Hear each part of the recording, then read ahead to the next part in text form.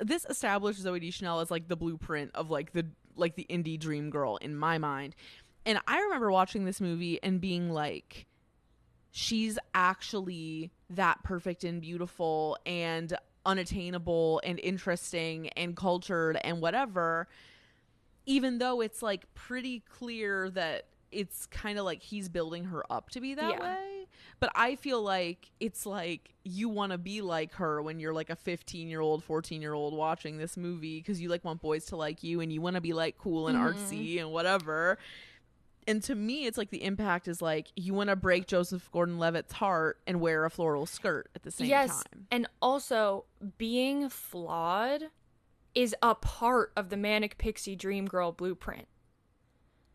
Yes, it is. Obviously, the flaws can't go too far. Okay, that made me think of two things. And one of them is that the problems also cannot be anything external, because she still has to be hot and skinny and able-bodied and probably white.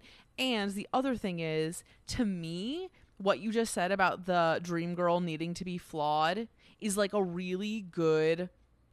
This was like the predecessor to like the Fleabag era concept. Yeah. Like it's a very clear line. Like flawed in an attractive way, or it's like somehow like the difference between like the Zoe Deschanel and like the Phoebe Waller-Bridge is that like Phoebe Waller-Bridge's whole thing is like controlling the narrative and self-awareness, whereas with Zoe Deschanel it was like everyone's projections onto her. Like she didn't have a ton of agency. It's interesting to think about.